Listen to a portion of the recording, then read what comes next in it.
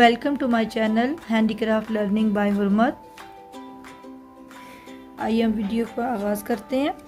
कल मैंने आपको ये जो मिरर तैयार करना सिखाया था, इसके नेक्स्ट स्टेप के लिए हमें मस्ट चेन तैयार करना आनी चाहिए, क्योंकि जो इसके ऊपर हमने जो हुक बनानी है जिसके साथ इसको ज्वाइन करना है ईयरिंग तैयार करने के लिए, उसके लिए भी हमें वही नीड पड़ेगी और मज़ीद जो इसकी डिज़ाइनिंग करनी है उसके लिए भी चेन ही नीड है। तो चेन बनाने का तरीका जो है वो मैं आज आपको पश्चिम जो धागा होता है, ये देखें, जो मैंने फ़र्स्ट टाइम भी आपको बताया था, ये इजीली बाज़ार से अवेलेबल होता है और इतना महंगा भी नहीं होता ये देखें। इसको डबल भी ले सकते हैं और 3 धारे के ज़रिए जो मैंने आपको सिखाया हुआ है उस तरीके से भी हम कर सकते हैं, लेकिन आज मैं सिर्फ डबल से, जो कि इजीली वैसे ही नॉर्मली जब हम किसी भी धागे को जो डबल करते हैं नीडल में डालने के लिए, ऐसे ही इसको सिर्फ डबल कर लेना है। अब आपने फिंगर पे उसी तरीके से धागे को चढ़ा लेना है।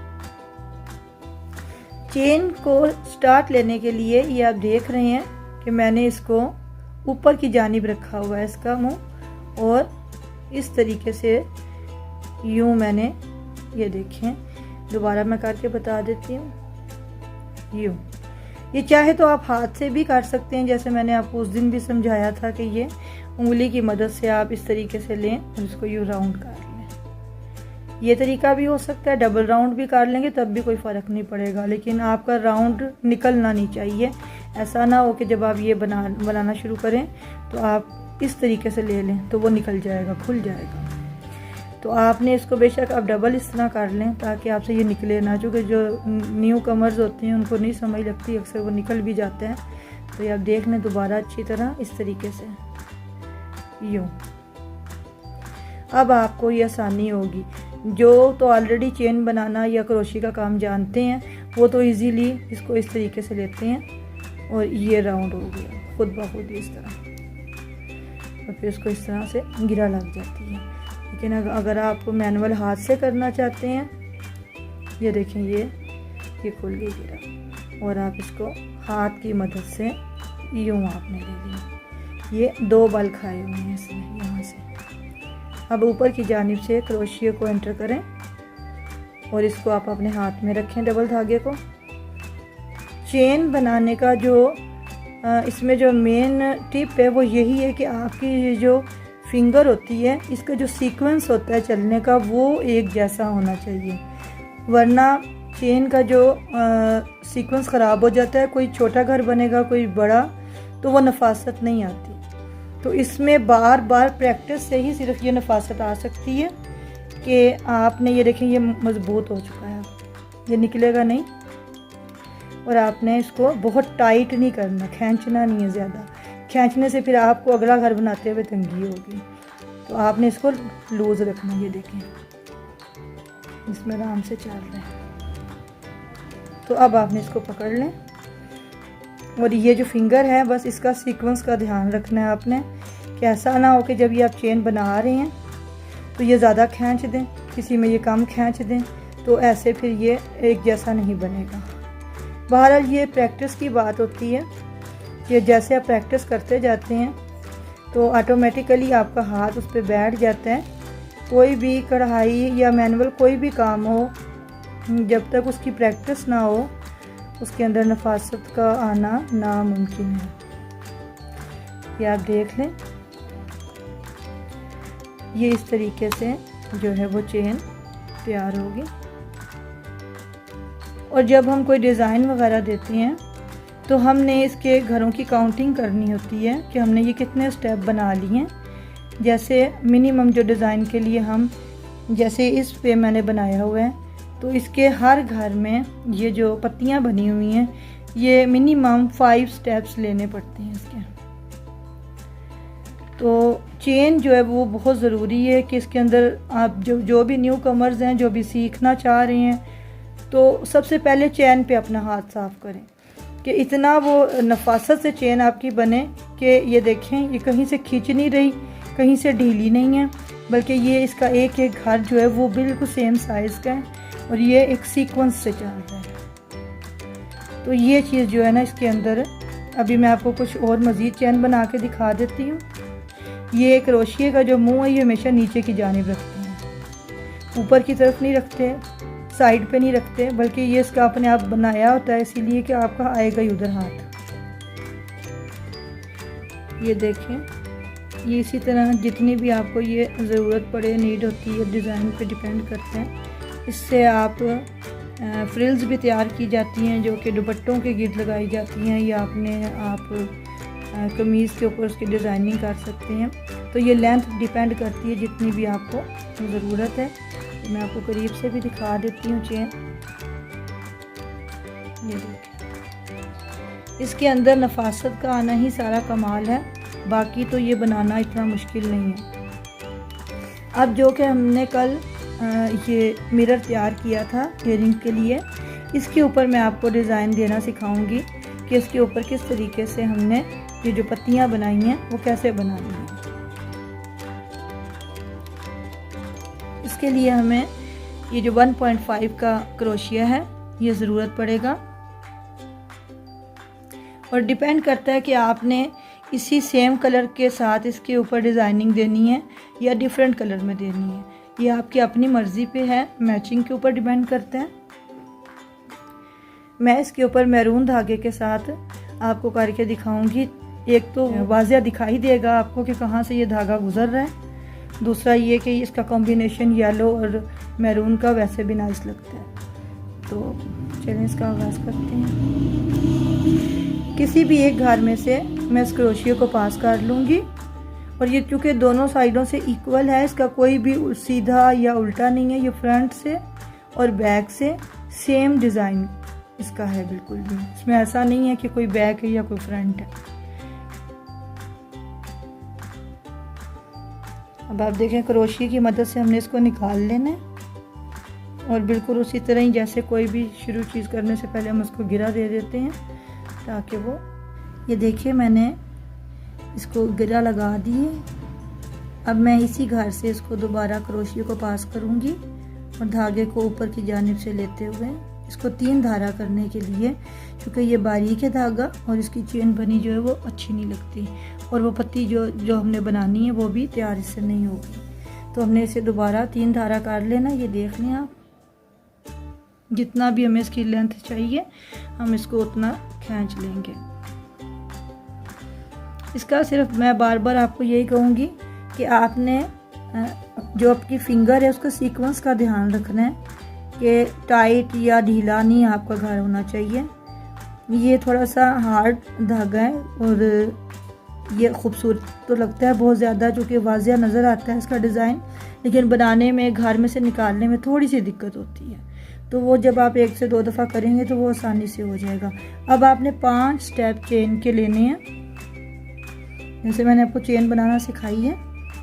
तो देखिए 1 2 3 4 और ये 5, ये आप देख सकते हैं कि मैंने 5 स्टेप इसके बना लिए हैं। अब आपने ये जो साइड है ये दोनों की इसके अंदर से गुजारना है, मिडल से आपने, यानी कि आपने रिंग को नहीं अटैच करना बल्कि इन दोनों के अंदर से पास करना है इसको। ये आप देख लें कि मैंने रिंग में से नहीं गुजारा इसे, बल्कि जो ऊपर घर तैयार किया गया था इसका स्टेप, उसके इन साइड से मैंने ये क्रोशिया को पास किया है, और फिर मैंने इसको दोबारा बाहर निकालना है इस तरीके से।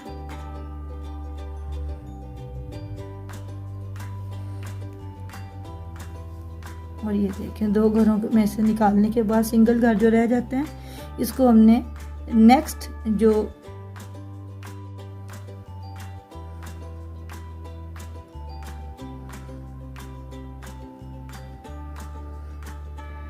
जैसे यूँ आपने फिर वही 2 घर आ गए और इसको अपने सिंगल घर में काट लेना है, और इसके ऊपर हमने फिर 5 चेन के स्टेप बना लेने हैं। 1 2 3 4 5 चेन मैंने बार बार बनाना आपको सिखाई है। अगर आपको फिर भी समझ ना लगे तो आप दोबारा बैक करके इसको बार बार देख सकते हैं, और आपको अगर फिर भी कोई स्टेप समझ ना आए तो आप कमेंट्स में मुझे बता सकते हैं, मैं आपको मज़ीद इसको एक्सप्लेन करके बता दूंगी।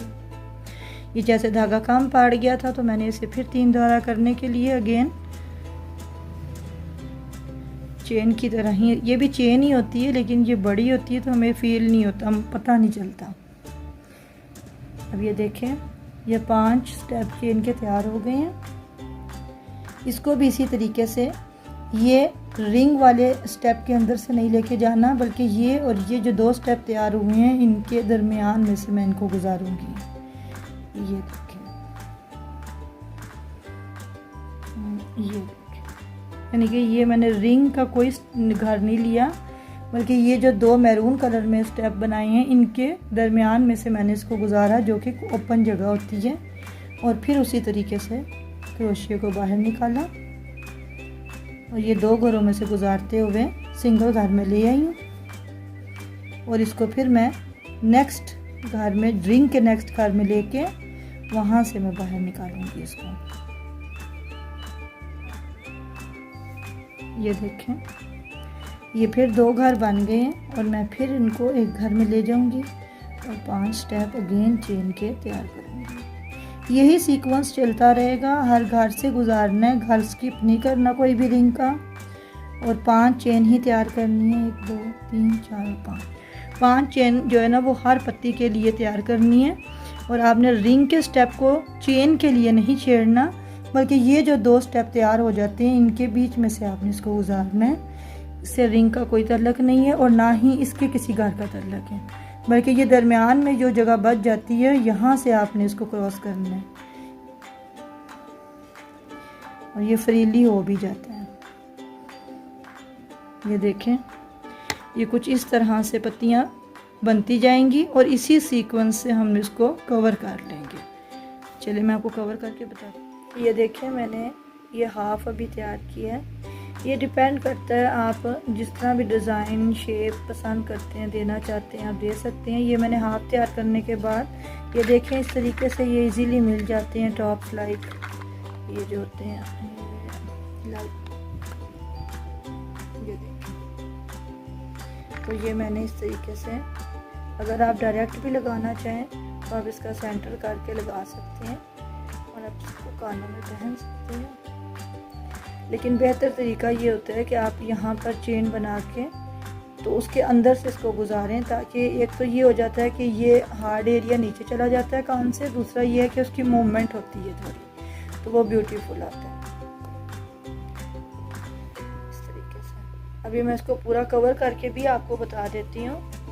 इसके अलावा दी ज्यूल हैंडीक्राफ्ट के नाम से मेरा इंस्टा पे पेज है जिसे आप फॉलो कर सकते हैं, डिस्क्रिप्शन में इसका लिंक भी दिया गया है।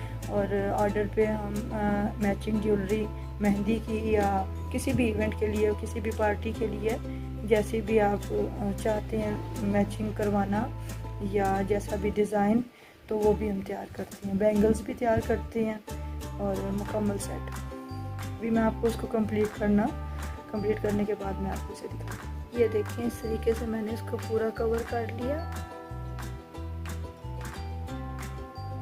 ये मार्केट से इजीली ये बीड्स वगैरह मिल जाते हैं। इनको भी आप अगर मज़ीद मतलब इसको आपने डेकोरेट करना है, मज़ीद बढ़ाना है, तो ये यहाँ पर इस तरीके से एडजस्ट हो जाते हैं। इसको इस तरह एडजस्ट किया जाता है। अभी तो मैं आपको ये लास्ट स्टेप मैंने छोड़ दिया, क्योंकि ये मैंने ईच जितने भी ये पत्तियाँ बनाई हैं ये 5-5 चेन की स्टेप मैंने आपको बताया कि ये बनानी है। लेकिन ये जो लास्ट हम बताएंगे इसमें मिनिमम आप 7 to 8 आप इसके अंदर जो है वो आपने चेन बनानी है। ये देखें, इसको चलाना उसी तरीके से ही है, लेकिन इसके सिर्फ चेन के स्टेप जो है ना वो थोड़े से बढ़ाने हैं, ताकि हम इसके अंदर अपना टॉप्स को एडजस्ट कर सकें। 1 2 3 4 5 6 और ये 7। ये डिपेंड करता है, अगर आपने इयरिंग्स को लॉन्ग करना है तो आप इसे मज़ीद लॉन्ग कर सकते हैं, अगर आपने इसको शॉर्ट ही रखना है तो आप इसको शॉर्ट भी कर सकते हैं। तो ये मतलब ही आप पे डिपेंड करता है कि आपको किस तरह के पसंद है। ये देखिए, बनाया मैंने इसको भी उसी तरीके से ही है, लेकिन ये सिर्फ थोड़ा सा लॉन्ग बनाया है मैंने बाकी पत्तियों से। ये जो पेटल इसकी तैयार हुई हैं इनकी बनिस्बत ये लॉन्ग है, और आप इसको डिपेंड है कि आप कितना भी इसे लॉन्ग कर सकते हैं अपनी मर्ज़ी से। और इसको मुख्तलिफ जगह पे आप एडजस्ट कर सकते हैं। अभी मैं इयरिंग्स के लिए चूँकि बना रही हूँ सिर्फ, तो ये देखिए मैं इसको यहाँ से ये काट दूँगी धागा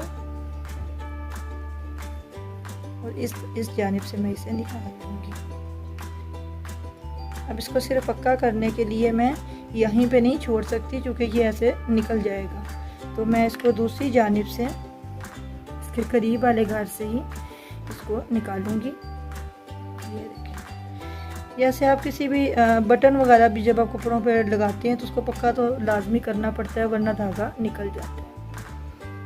ये आप देखिए, इसको 1-2 दफ़ा मैं इसी तरीके से पक्का करने के लिए कभी इस घर से और कभी दूसरे घर से पास के 1-2 घरों से निकालने के बाद ये देखें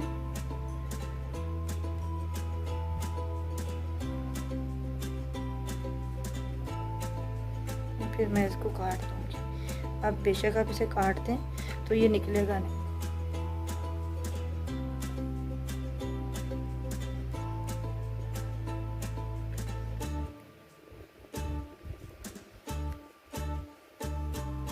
ये देखिए, ये आपका इयरिंग जो है वो रेडी है। आप इसमें अपने कपड़ों के साथ जो मैचिंग जो आपके पास टॉप्स हैं आप वो भी एडजस्ट कर सकते हैं, और वाइट जो कि एवर होते हैं किसी के साथ भी आप लगा सकते हैं। ये आप देख रहे हैं, आपको शायद ये क्लियर नज़र आ रहा हो। इस तरीके से आप इसको एडजस्ट कर सकते हैं। ये इसकी पिन है, कोई भी कलर का आप टॉप्स यूज़ कर सकते हैं। हमने वाइट इसलिए यूज़ किया कि ये एवर है और ये मिरर के साथ एडजस्ट करने में ये खूबसूरत भी दिखता है। अपनी मर्ज़ी से आप इसके अंदर कोई भी टॉप जो एडजस्ट कर सकते हैं मैचिंग, और इसके अंदर आप बीड्स भी लगा सकते हैं मज़ीद, जैसे मैंने भी आपको बताया। और इसके अंदर चेन डालकर आप एज अ लॉकेट भी इसे यूज़ कर सकते हैं। जैसे ये चेनें मिलती हैं इस तरह, और आप इसको चेन भी इसके अंदर डाल के एज अ लॉकेट भी इसे यूज़ कर सकती हैं। इसकी सिंपल की एक अपनी ब्यूटी है, लेकिन जैसा आप चाहें आप इसको डेकोरेट कर सकती हैं आसानी से। तो thank you for watching my video. इंशाल्लाह नेक्स्ट वीडियो के साथ हाज़िर होंगी। अल्लाह हाफ़िज़।